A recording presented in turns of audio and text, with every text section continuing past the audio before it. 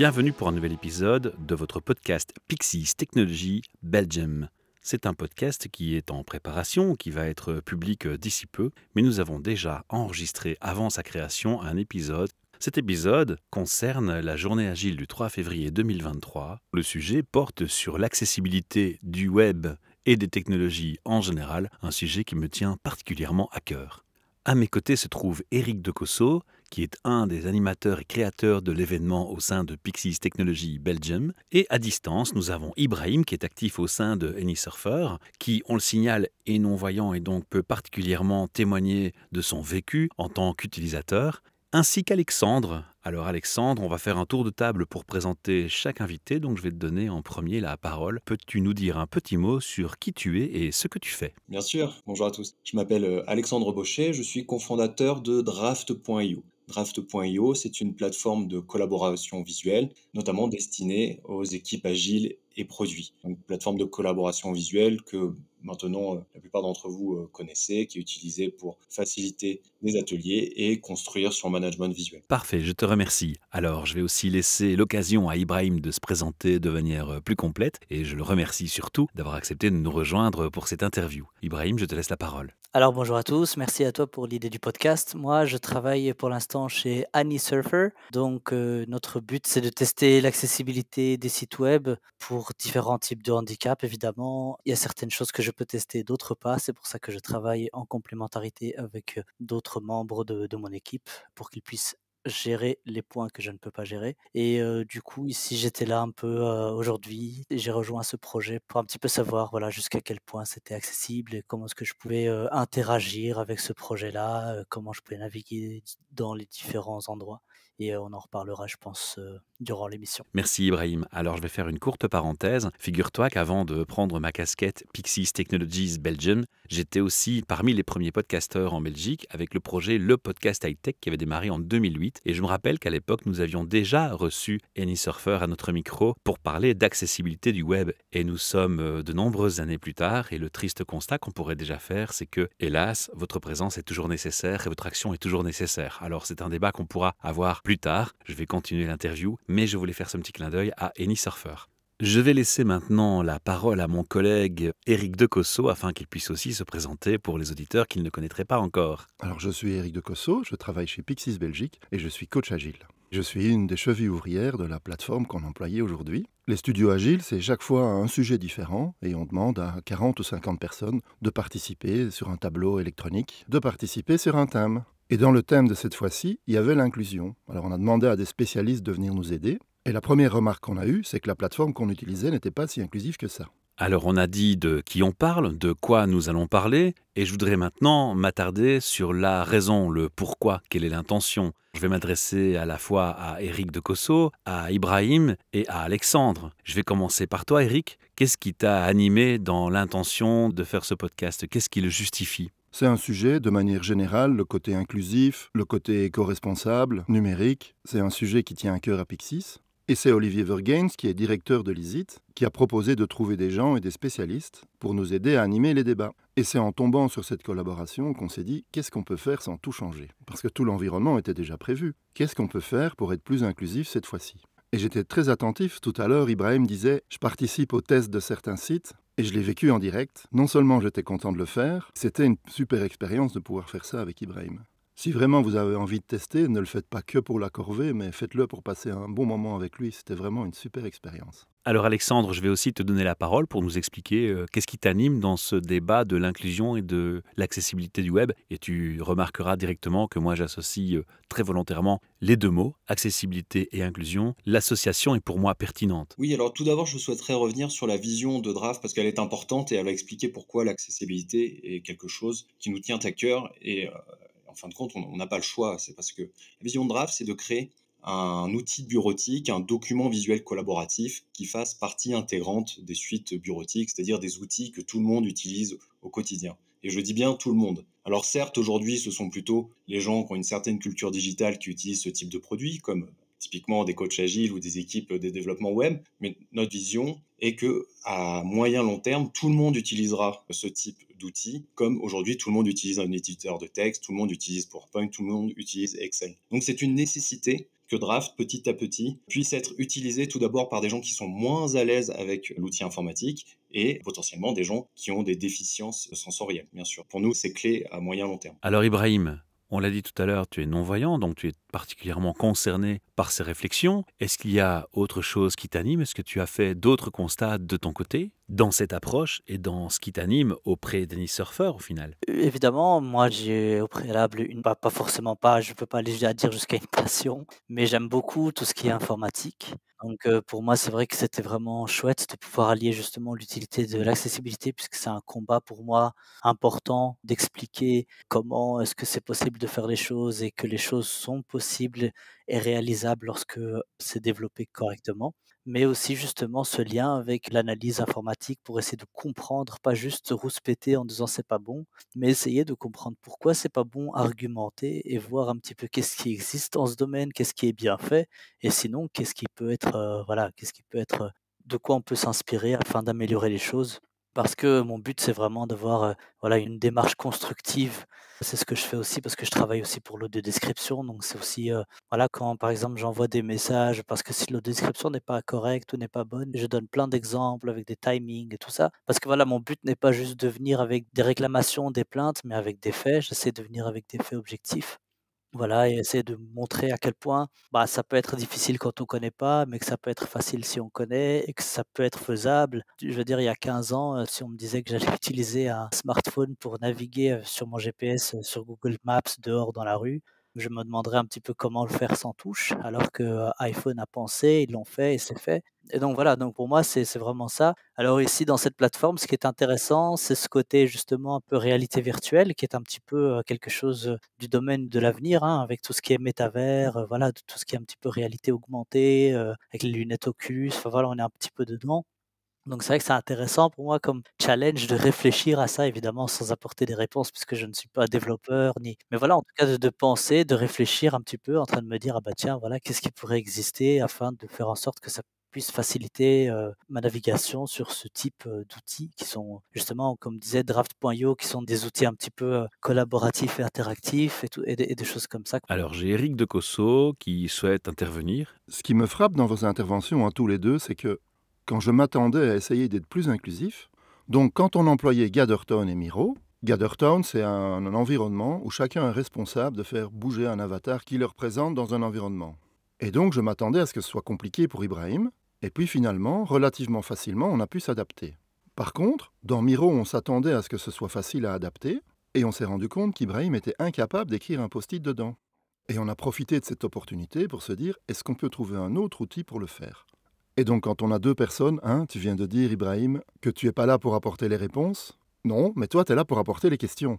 Et c'est ça qui est génial quand on a en même temps quelqu'un qui est là pour apporter les questions et quelqu'un qui est là pour apporter les réponses.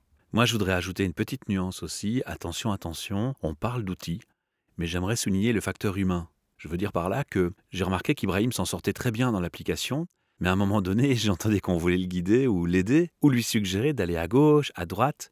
Alors certes, il peut identifier les flèches en haut, en bas, à droite, à gauche. Par contre, il ne peut pas forcément regarder l'écran et voir où son avatar se déplace. Et ce sont juste des paroles qui oublient de tenir compte des réalités de l'autre.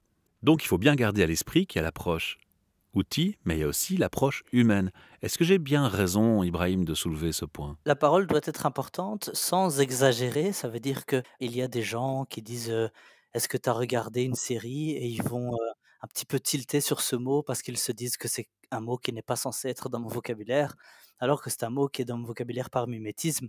Un peu comme les gens aux États-Unis qui vont dire: you know», est-ce que enfin voilà et ça rentre comme ça en fin de phrase, sans pour autant avoir la connotation, voilà. Mais pour donner un exemple, effectivement, c'est vrai que ce matin, il y a eu un quiz avec des questions ABC, effectivement. Je crois que les multiple choice étaient dans un PowerPoint et j'y ai pas eu accès, par exemple, pour savoir quoi répondre à B ou C. Donc effectivement, même si on est dans ce domaine-là et qu'on est en train d'en parler, il faut après encore avoir la conscience d'adapter son discours. C'est très important.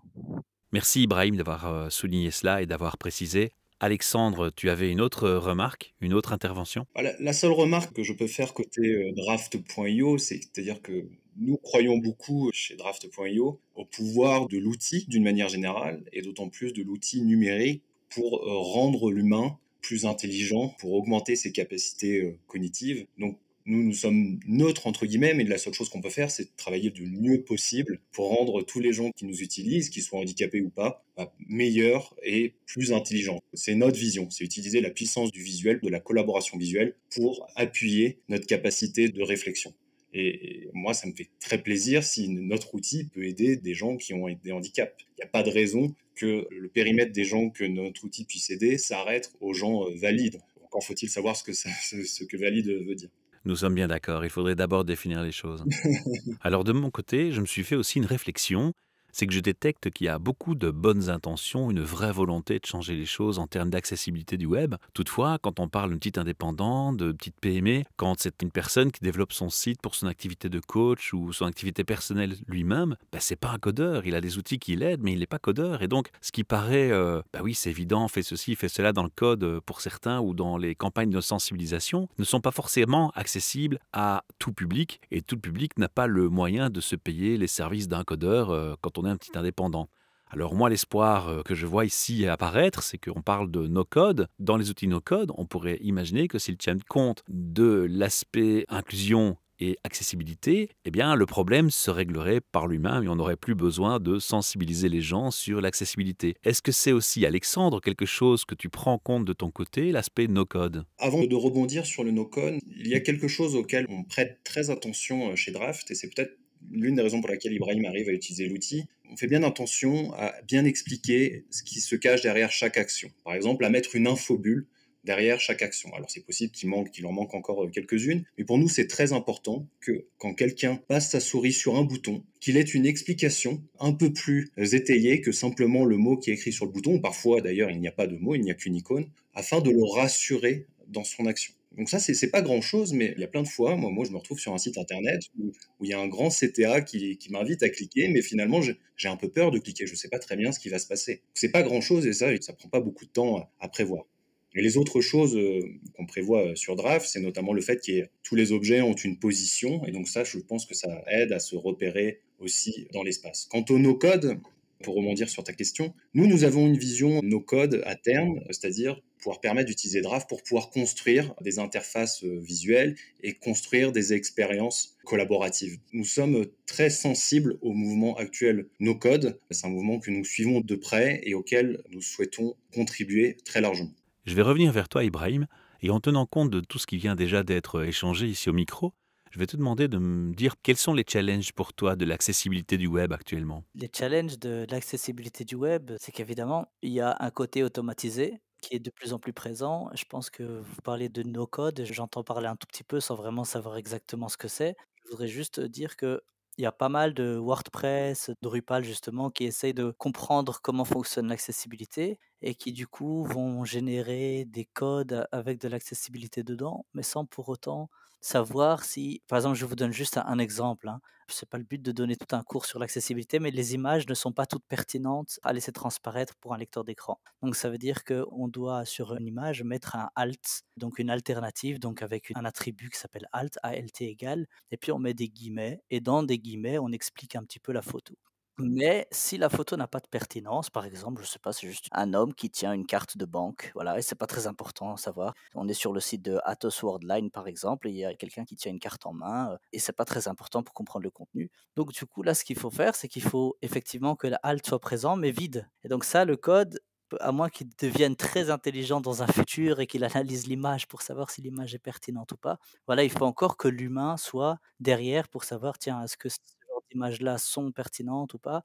Est-ce qu'il faut qu'il y ait une alternative textuelle? Est-ce que c'est pas nécessaire? Donc c'est un peu le danger du no-code. Je voulais aussi dire par rapport à Draft que j'ai réussi un peu à l'utiliser, mais c'est avec le support d'Eric. Ça veut dire que demain, si je suis non-voyant tout court, sur le site, c'est pas aussi simple parce que je sais même pas que le X va faire apparaître le draft, par exemple, sur la plateforme. Mais ça, c'est autre chose, hein. Mais voilà, mais sur la plateforme en tant que telle, il y avait apparemment des raccourcis comme CTRL D, je savais pas, mais par exemple, CTRL D, ça marche pas pour dupliquer un post-it, ça marche pas chez moi parce que CTRL D, pour moi, ça permet d'ajouter aux favoris sur Google Chrome, donc il y a conflit de raccourcis. Et je voulais juste quand même préciser, parce que si quelqu'un en voyant demain entend le podcast et dit bah, comment il a fait, moi j'arrive pas à l'utiliser. Donc je préfère être juste précis là-dessus. Mais donc voilà, le projet par rapport à l'accessibilité, c'est que de plus en plus, c'est de plus en plus connu, mais sans pour autant, il y a beaucoup de gens qui devinent, parce qu'il y a par exemple des choses qu'on appelle des ARIA, et ils vont essayer de deviner, ah, Aria, ça doit faire ça, sans rechercher. Donc moi, vraiment, je conseille encore à l'heure actuelle de vraiment suivre des formations là-dessus, de ne pas penser que bah, voilà, malheureusement, si on n'a pas appris ça en classe, on ne peut pas juste improviser pour pouvoir le faire. Alors, je peux témoigner. Je peux témoigner parce que tu m'as appris quelque chose aujourd'hui. Moi, depuis que j'avais reçu AnySurfer à mon micro à l'époque du podcast High-Tech, eh bien, justement, comme je fais parfois des sites internet depuis ce moment, je me suis toujours évertué à remplir le champ alt pour mes images sur mon site internet et je croyais bien faire. Comme quoi, il faut veiller à ce que la communication soit complète, parce que sans quoi on mène vers d'autres comportements qui ne sont pas forcément mieux. La communication est vraiment au centre et reste essentielle, mais une communication avec des nuances, avec des précisions, est certainement dans ces cas-là. Alors Eric, tu voulais réagir? Mais oui, ça me fait réagir parce que beaucoup de gens pensent que l'agilité c'est une méthode, et ça n'en est pas une. Et justement, il y a tout ce côté contact qui est important, et à chaque fois qu'on prend quelque chose comme une méthode et qu'on veut faire les choses systématiquement, eh bien on tombe dans le travers inverse de celui qu'on voulait éviter, le pendule part trop dans l'autre direction, et l'humain est super important, et c'est ça que j'ai vraiment apprécié dans les échanges que j'ai eus avec Ibrahim. Tu disais tout à l'heure, est-ce qu'on peut employer le vocabulaire, voir, regarder? Et très très vite, j'ai oublié de faire attention à ça dans les discussions avec Ibrahim. Et parfois, c'est moi qui lui disais, je ne vois pas ce que tu me décris, parce que j'avais l'impression que sa manière de parler de l'interface était tellement fluide que c'était impossible pour moi d'imaginer qu'il ne voyait pas les choses à l'écran. Et on oublie ça. Et c'est ça qui est génial dans le côté inclusif, c'est quand on arrête d'être soit l'un, soit l'autre en position de force ou de faiblesse. Et quand on arrive à trouver cet équilibre, pour moi, c'est ça qui est important à trouver. C'est la leçon de cette expérience pour moi. Et c'est ce qui fait que ça ne peut pas être une méthode. À un moment donné, il faut bien qu'on se parle ou qu'on se regarde, peu importe le défaut. Mais c'est ça qui est super. Et donc, merci pour cette découverte d'un nouveau monde pour moi, Ibrahim. Alors, de mon côté, j'aimerais rendre la parole à Alexandre pour lui demander quand est-ce qu'il a créé sa plateforme et surtout, comment est-ce qu'elle fonctionne.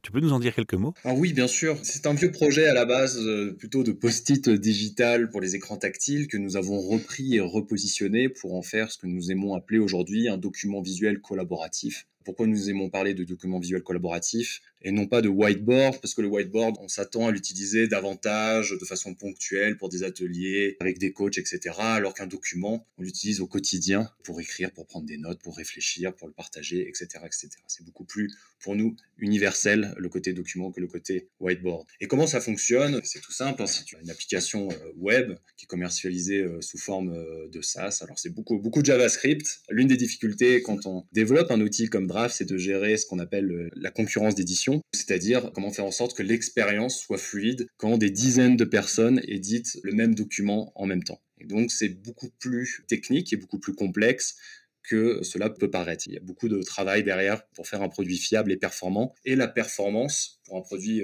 comme Draft.io, est une fonctionnalité. Certes, elle est diffuse, on ne la voit pas, mais elle est très très importante à l'utilisation. Et depuis quand l'outil a été créé précisément? On a mené un grand nombre de recherches utilisateurs tout le long de 2018. On l'a testé en 2019 en situation réelle et on a commencé à le commercialiser en février 2020, juste avant le premier confinement. J'imagine bien entendu que la pandémie a joué un rôle très bénéfique puisqu'on a ramené tout le monde chez soi et en télétravail. Tu as dû avoir la possibilité de mesurer cet impact positif chez toi. Alors très positif, alors tu as tout à fait raison, c'est vrai qu'avant la pandémie, pas tout le monde utilisait des whiteboards collaboratifs et peu de monde encore arrivait à appréhender la valeur de la collaboration visuelle. Mais une fois que tout le monde a dû s'y mettre, aujourd'hui c'est vraiment rentré dans les mœurs et tout le monde a bien compris à quoi ça servait. Alors pour nous, pour la petite histoire, la pandémie est arrivée un tout petit peu tôt parce que le produit était encore en train d'être fiabilisé et peaufiné, donc c'est vrai qu'on a dû gérer un grand flux d'utilisateurs à la fois et ça n'a pas été de tout repos. C'est vrai que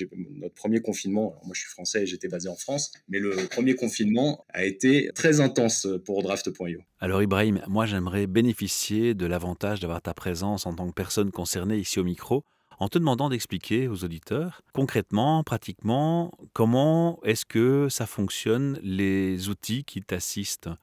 Parce que je pense que comprendre comment fonctionnent tes outils, ton interface, permettra aussi de mieux identifier tes besoins Et ça fait aussi partie de la communication à clarifier quand il s'agit de stimuler et d'encourager l'accessibilité du web. Alors moi j'utilise quelque chose qu'on appelle un lecteur d'écran, donc ça veut dire que ça lit l'endroit où je me trouve sur mon clavier. Par exemple, si je fais le raccourci Windows D pour aller sur le bureau, ça va me dire bureau et puis ça va me donner le nom de l'icône sur lequel je me trouve.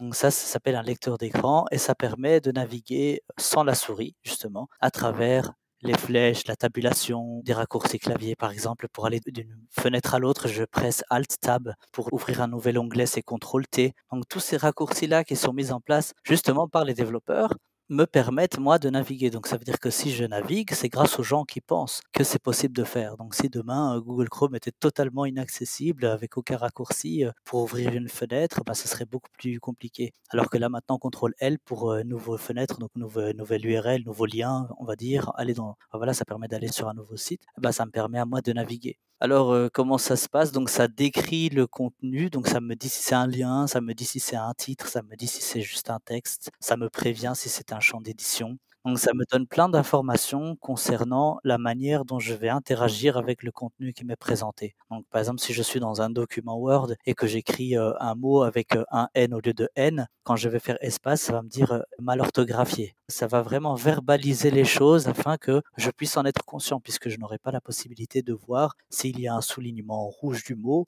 Donc c'est verbalisé d'une manière, je ne sais pas comment c'est fait évidemment, mais en tout cas, c'est fait de sorte à ce que je puisse avoir accès au contenu et c'est comme ça que j'arrive à surfer donc, sur tous les sites et par exemple, donc les boutons ont des textes. Ça veut dire qu'ici, il y a le bouton, s'il y a un bouton qui s'appelle mute, quand je clique dessus, il doit changer d'état pour me dire unmute parce que je n'ai pas la possibilité de savoir s'il est mute ou unmute du coup. Et donc, moi, c'est ce que j'ai comme problème, par exemple, dans la plateforme, l'un d'entre eux, dans la plateforme qu'on a utilisée ce matin, c'est qu'effectivement, je devais demander à ma collègue à chaque fois, est-ce que ma vidéo est activée? Parce que j'ai aucune envie que ma vidéo soit activée au moment où je mange des crêpes. Donc voilà, j'ai pas accès. En fait, j'avais un bouton non étiqueté, mais je ne savais pas s'il était activé ou pas activé. Et donc, c'est ça, l'accessibilité, ça permet de faire en sorte que ce bouton-là soit pressé ou non pressé. C'est possible aussi de mettre dans les propriétés du bouton ou alors de dire activer ou désactiver, mais quand on clique, ça change. Parce que des fois, on entend le mot activer, désactiver, mais donc je ne sais pas du tout s'il l'est ou s'il ne l'est pas. Donc c'est ça, c'est le lecteur d'écran qui va me lire toutes les informations nécessaires pour interagir, mais il faut que les interactions soient suffisamment bien faites, bien développées, bien pensées pour pouvoir me permettre de comprendre si j'ai pressé sur le bouton j'aime, par exemple, de YouTube, est-ce que j'ai aimé la vidéo ou pas? Est-ce que c'est pressé ou pas pressé? Et ben voilà, ça a été pensé. Alors je dois avouer, Ibrahim, que tu m'interpelles énormément dans ce que tu nous expliques ici, parce que tu me dis, voilà, j'ai mon bouton mute qui est actif ou pas actif, mais est-ce que ça signifie que tu dois mémoriser tout ton parcours de navigation? Parce que quand on va de page en page, de site en site, tu as modifié plusieurs statuts et à un moment donné, tu as peut-être besoin de te rappeler quel statut est actif et quel statut n'est pas actif. Tu dois avoir une mémoire de dingue. Alors je me rappelle des actions, mais pas parce que je les mémorise, mais parce que je les fais, refais, refais, refais. Ça veut dire que tout de suite, si je vais dans gmail.com, j'utilise encore la version standard HTML parce qu'elle est plus simple pour moi. Comme ça, vous savez tout. Mais si je fais ça, je sais que je dois vraiment taper Y parce que Y, ça me permet d'aller sur le tableau et ça me permet directement de passer tous les liens et d'arriver directement sur le tableau. Après, pour mémoriser, bon, il y a des choses qui sont super logiques. Par exemple, quand on est sur Zoom, c'est Alt-S pour l'écran, Alt-A pour l'audio, Alt-V pour la vidéo.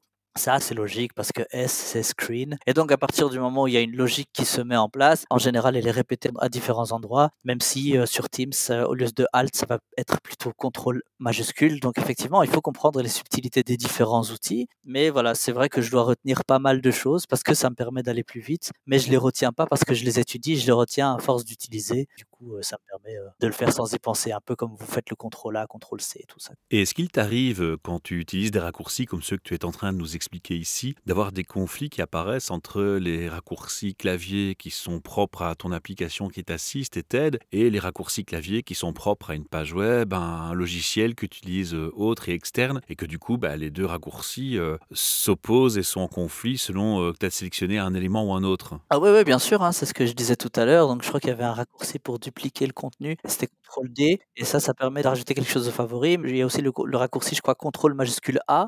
Et ça, je ne sais pas pourquoi, mais ça m'amène dans une espèce de search box dans Google. Et je ne connais pas du tout cette search box. Mais donc, ouais, il faut vraiment faire attention. Du coup, quand on fait des raccourcis, c'est pour ça que c'est aussi un point WCAG de ne pas proposer des raccourcis qu'on ne peut pas désactiver parce que justement, ça peut créer des conflits avec des lecteurs d'écran. Mais finalement, comment est-ce qu'on peut résoudre les questionnements ou la problématique concernant l'accessibilité du web? Ibrahim, qu'est-ce que tu aurais envie de nous dire là-dessus? Comment? Il n'y a pas vraiment de recette, miracle, mais la seule chose, c'est qu'il faut vraiment savoir comment ça fonctionne, qu'est-ce qui est utile et qu'est-ce qui ne l'est pas. Et ça, je pense pas que ce soit des grandes formations à suivre, mais qu'il existe des formations comme DQ, par exemple, qui permet de suivre des formations. Et je pense que malheureusement, le problème, c'est que ça n'est pas donné aux développeurs en général. Donc je pense que si je devais répondre à cette question, comment faire? Je pense que la meilleure manière de faire, ce serait qu'un module accessibilité soit présent au sein de chaque école qui donne des cours de développement. Après, le problème évidemment qui se pose, c'est qu'il y a certaines personnes maintenant, plus parce que les outils sont justement tellement simples, tellement faciles avec du WordPress ou autre, il y a tout le monde qui y a accès, donc forcément, il y a des gens qui ont accès sans avoir les connaissances. Et ça, du coup, ça, je sais par contre pas comment résoudre. Mais je pense que le seul moyen de résoudre ça, c'est vraiment de pouvoir se former en accessibilité. Je pense pas que ça prenne beaucoup de temps parce qu'il n'y a pas non plus 36 000 choses à savoir. Mais voilà, il y a 57 critères par exemple, donc c'est pas non plus énorme. C'est pas la mer à très, boire, très, très comme on dit. long. Ouais, exactement. Donc voilà. Non, c'est pas la mer à boire. Alors, pour te réconforter, te partager ma touche d'espoir de tout à l'heure, tu me disais que tu ne savais pas très bien qu'est-ce que c'était que le no-code.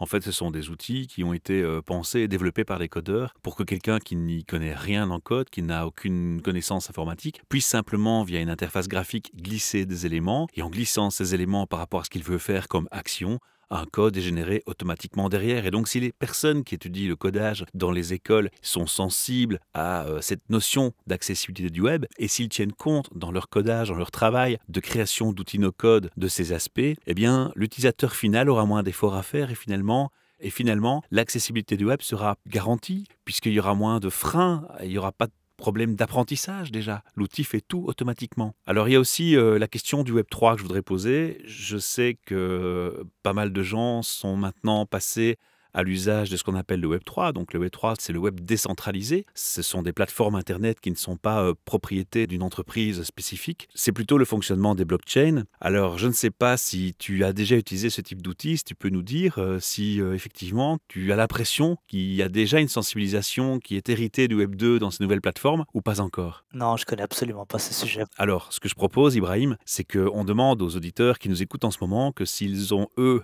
déjà eu l'occasion d'utiliser une plateforme Web3 et qu'ils ont un problème d'accessibilité, de nous faire part de leur vécu et de nous dire si ils sentent qu'il y a déjà une sensibilisation présente ou pas, héritée ou non du Web2. Et sachez, notamment à ce sujet, que si vous avez envie de réagir à ce podcast, eh bien, vous pouvez nous laisser un message vocal. Dans le texte du podcast, on ajoutera un lien qui vous permettra de laisser un message vocal. Assurez-vous d'autoriser votre navigateur à accéder au micro. Enregistrez-vous, réécoutez pour voir si la qualité du son est acceptable et qu'on puisse l'utiliser. Dites-nous dans le message si vous nous autorisez à utiliser votre voix pour y répondre dans un épisode futur. Et on pourra ainsi aussi le partager, ce message, avec nos invités et leur transmettre. Alors, je vais revenir vers Alexandre. Pour toi, même question, quels sont les espoirs, les solutions pour ces problèmes et ces questionnements sur l'accessibilité du web? Je pense chez Draft.io, nous avons quelques réflexes, mais je suis très sensible à ce que dit Ibrahim. Il ne faut pas penser savoir ce que l'on ne sait pas et penser que le bon sens suffit. Je pense qu'effectivement, il faut se former. Ça ne prend pas énormément de temps et ensuite adopter petit à petit ces bonnes pratiques dans le développement, car je pense que ces bonnes pratiques sont utiles à tout type d'utilisateur au final et sont même utiles pour nous d'un point de vue logique. Donc je pense qu'avant tout, il faut se former. Et d'ailleurs, après ce podcast et après avoir entendu Ibrahim, je pense que ça peut être une